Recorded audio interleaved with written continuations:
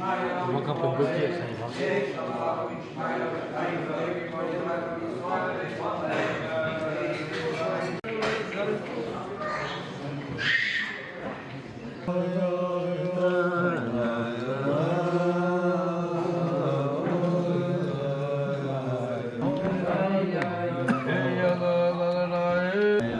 Roumanie.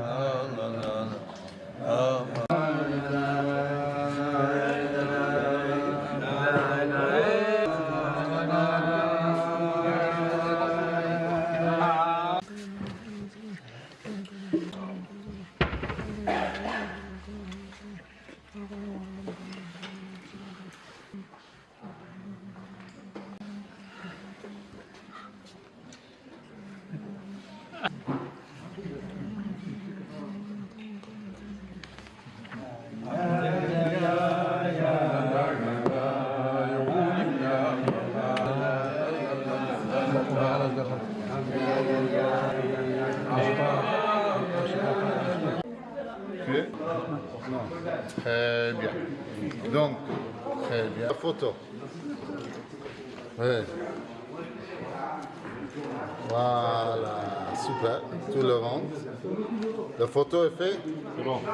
Maintenant, on a... Donne-lui pour lever.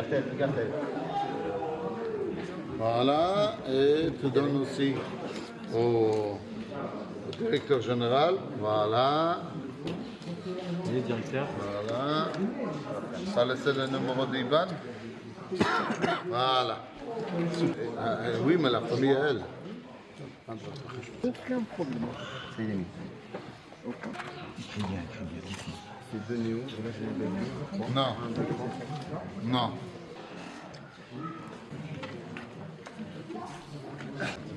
Un néo, non. Quoi? Faut les casser. 1, 2.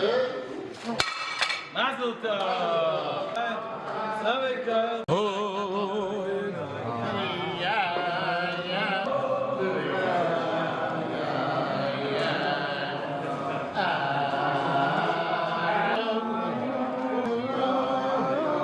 Cette chaise. Et vous le tournez. Aïe, aïe, aïe. Vous le posez. Aïe, aïe. Aïe, aïe, aïe.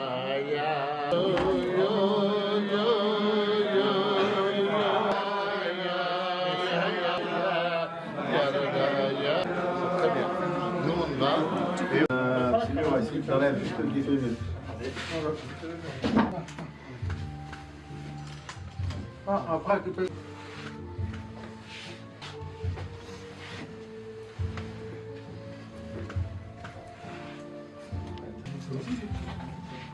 C'est le la. moi, je suis dehors.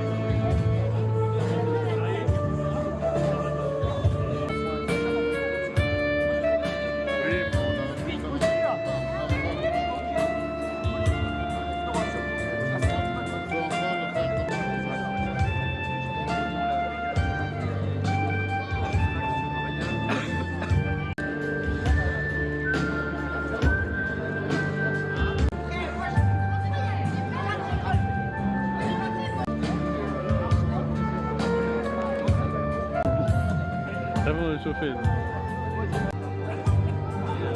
C'est qu'il entend un peu. C'est qui le chanteur? C'est bien.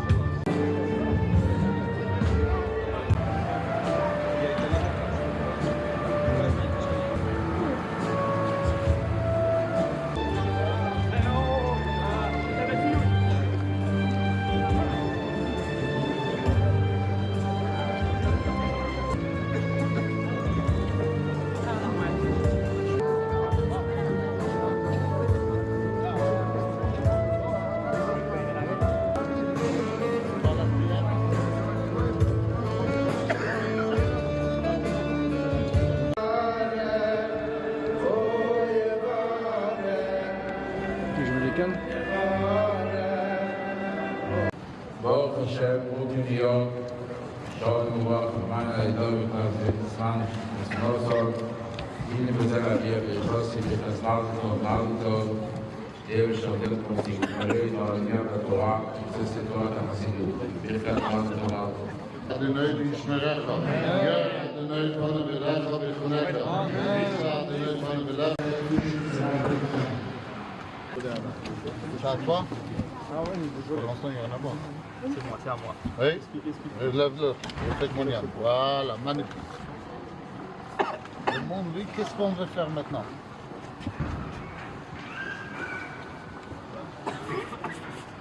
Hachem, il est en train de bénir tout le monde. Amen. On va donner un petit peu à boire. Très bien. Super. Magnifique. C'est bien. Et vous le donnez un petit peu à boire, à la cala. Super. Vous levez la voile bien et tout est bien. C'est bien. Super. Si vous se lèvez, c'est là-bas. Je vais faire.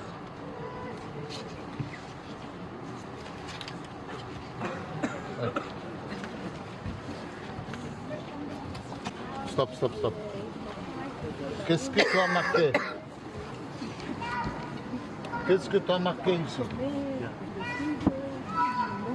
Explique. Qu'est-ce que tu as marqué, oui? Que je me marie. Avec qui? Je dis que je me marie. Avec qui? Vous restez ici, vous voyez. Très bien.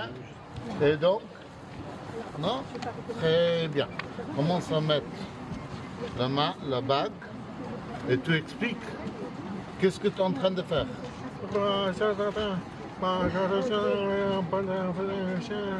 Très bien. Vous mettez la bague. Tu fais quoi? Tu fais quoi? C'est quoi? Bravo! Bravo!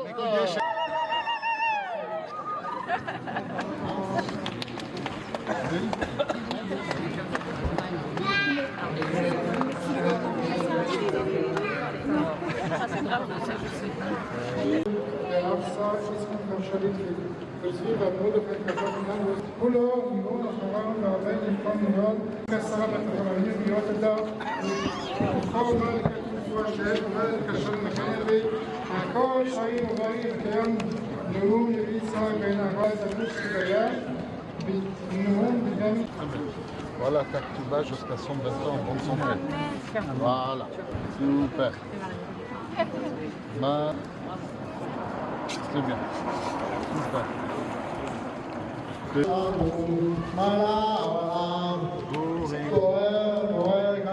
Yitzhak.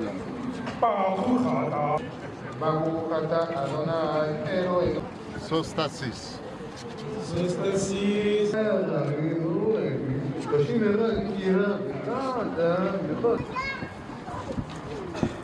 ברוך אתה אדוני אלוהינו מלך העולם אשר ברא עשי ושמח חסד עם הכלות. Oui, c'est le même verbe, c'est moi. Encore? Encore?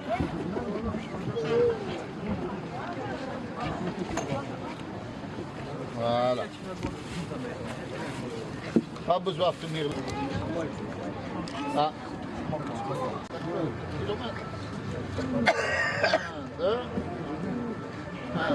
Deux.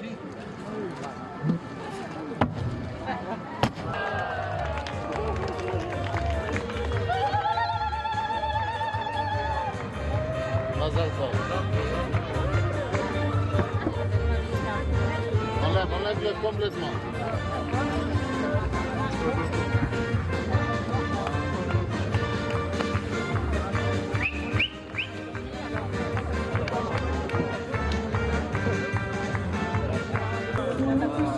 Dis Mazal tov à la Kala.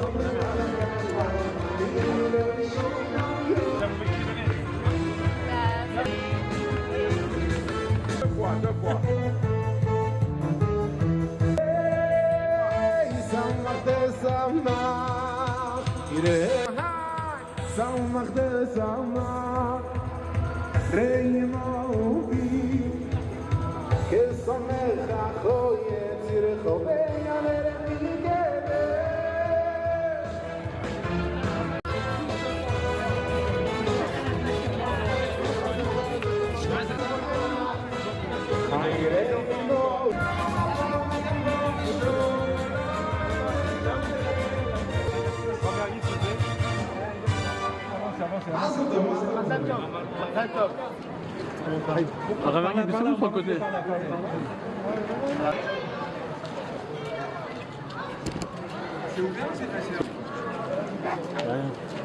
Ça. Vidéo quand vous rentrez. Regardez-moi ici, regardez-moi là, pour la vidéo. Faites un coucou.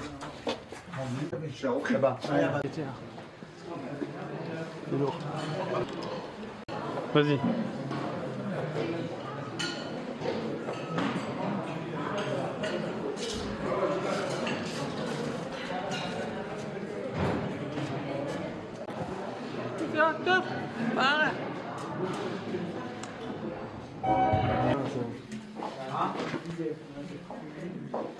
Ils viennent derrière.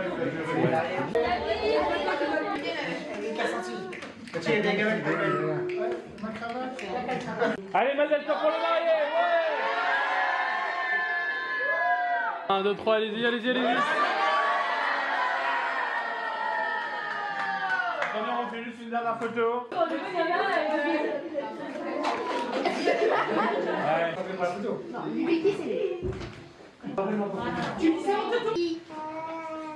Lévi, un beau sourire. Regardez-moi ici. Regardez-moi ici, moi. Voilà. Encore.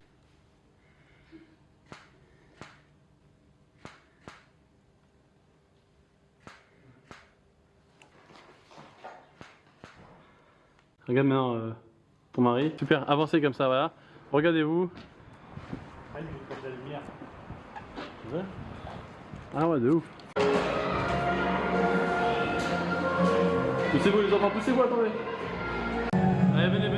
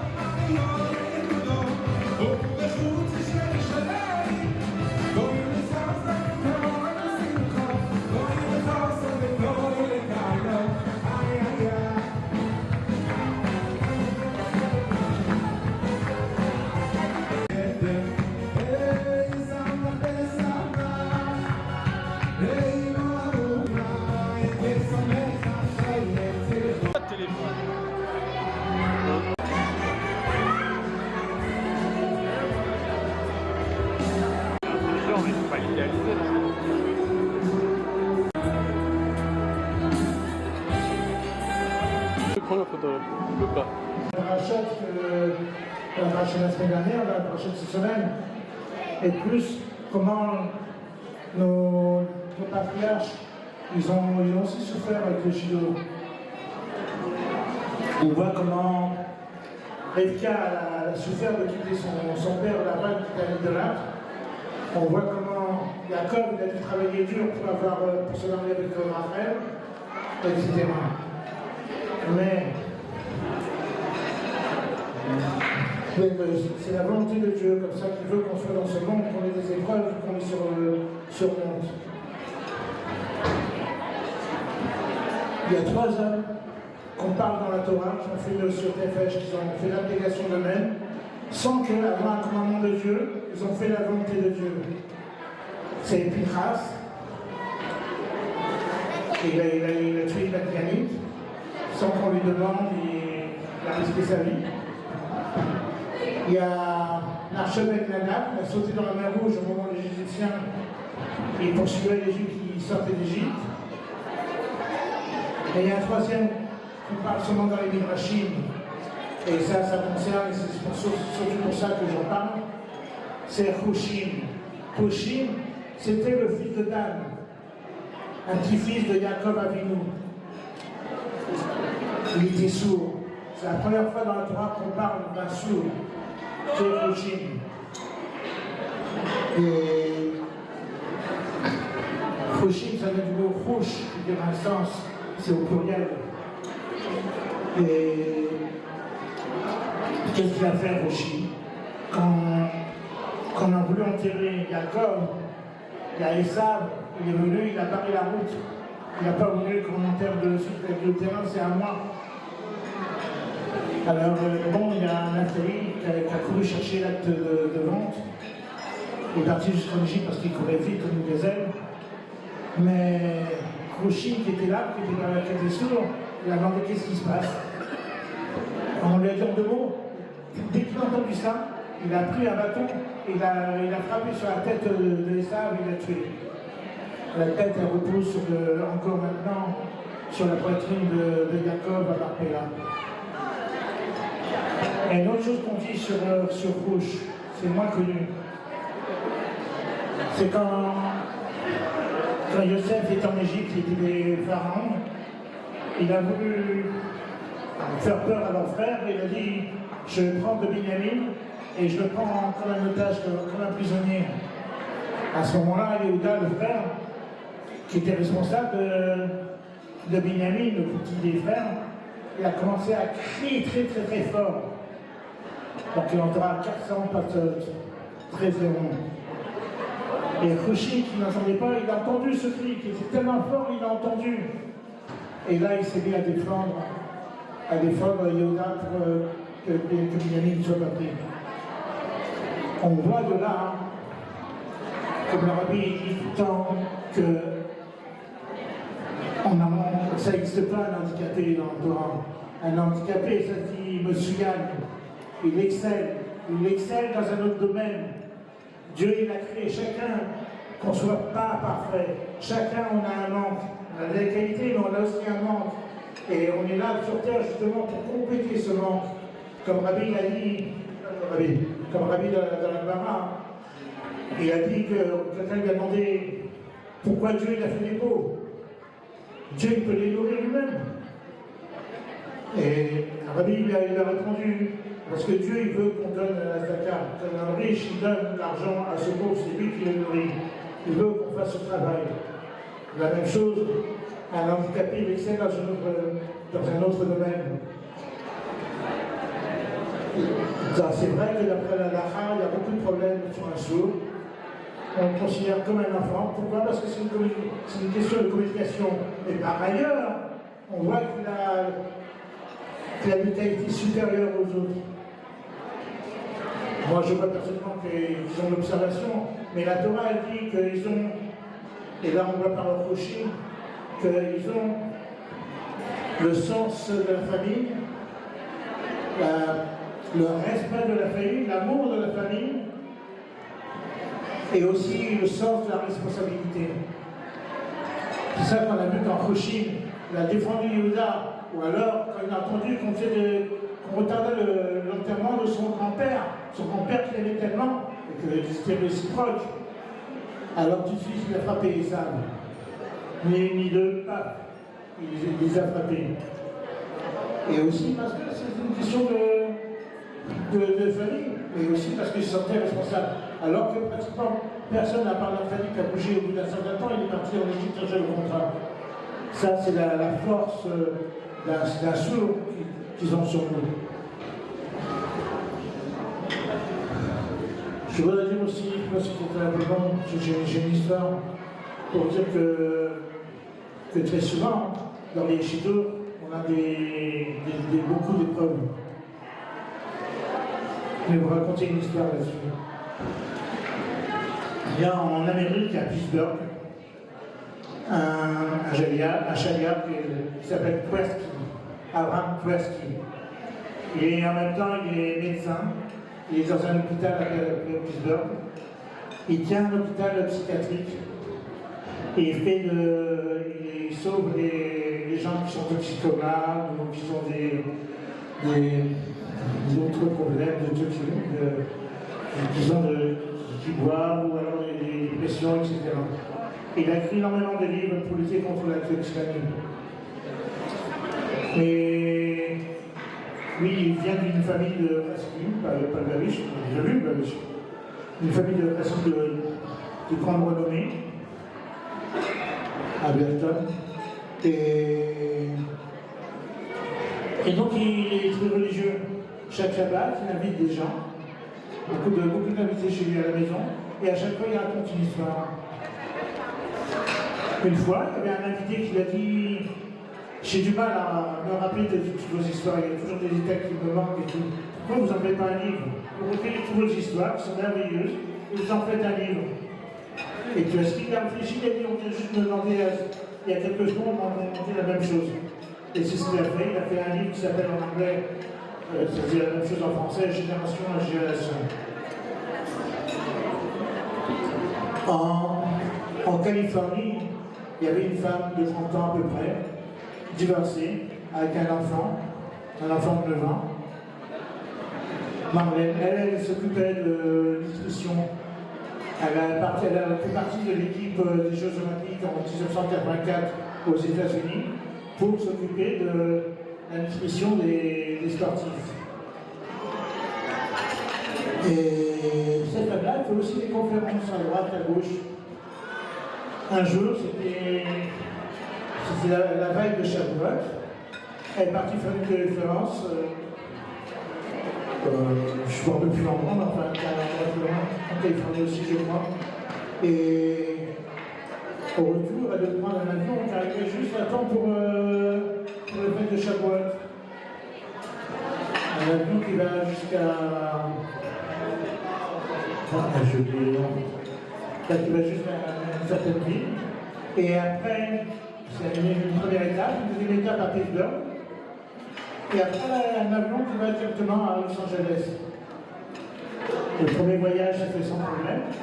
Une fois qu'elle avait arrivé à Pittsburgh, et ils ont annoncé que l'avion 180, celui qu'elle devait prendre, il y avait un retard de 20 minutes.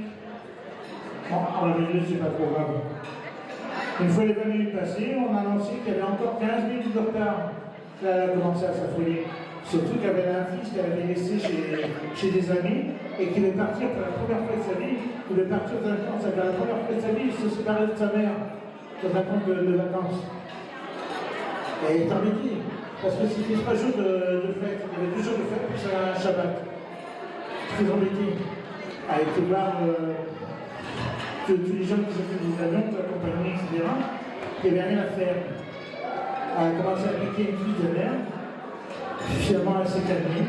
Elle a téléphoné à son rabbin à Los Angeles. Le rabbin lui a dit, ne vous inquiétez pas, votre fils, on s'en occupe. On l'amènera aussi au camp. On va trouver quelqu'un qui va l'emmener là-bas. Ne vous inquiétez pas pour lui, il est dans les bonnes mains. Maintenant, à vous de vous débrouiller pour trouver une famille là-bas, à Pittsburgh, qui va vous héberger pour les fêtes. Elle était soulagée. Vous avez quand même assez dit où je vais aller. Et elle a disponible partout, comme c'était avant Shavuot, même les synagogues, tout ça, il n'y avait personne qui répondait. Elle ne savait plus quoi faire. Puis un coup, elle a eu une idée. Dans son sac, il y avait un livre, le livre de Tversky. Kirsten, elle se rappelle qui était à Pittsburgh, qui habitait là-bas, et qui avait un hôpital à Pittsburgh. Elle a essayé de le joindre, impossible. Alors elle est partie directement, elle a pris un taxi, elle n'avait pas beaucoup d'argent non plus. Mais quand même, elle a pris un taxi, elle a été jusqu'à l'hôpital. Là-bas, elle a demandé au docteur Kirsten, on lui a dit, ah non, il était parti. Pour lui donner son numéro de téléphone, ah non, je ne peux pas voir. Alors elle a commencé, je ne sais pas, je suis bloqué et tout, faites quelque chose pour moi. Alors il a écouté le docteur, il a dit, écoutez, il y a son fils qui est là. Enfin, il n'est pas ici, mais j'ai son numéro de téléphone. Il lui a donné, elle a téléphoné, il a dit, j'arrive dans un quart d'heure, j'arrive tout de suite vous chercher. Il l'a pris, il l'a emmené chez elle, enfin chez un voisin. Et elle a été très très bien reçue, elle était très contente.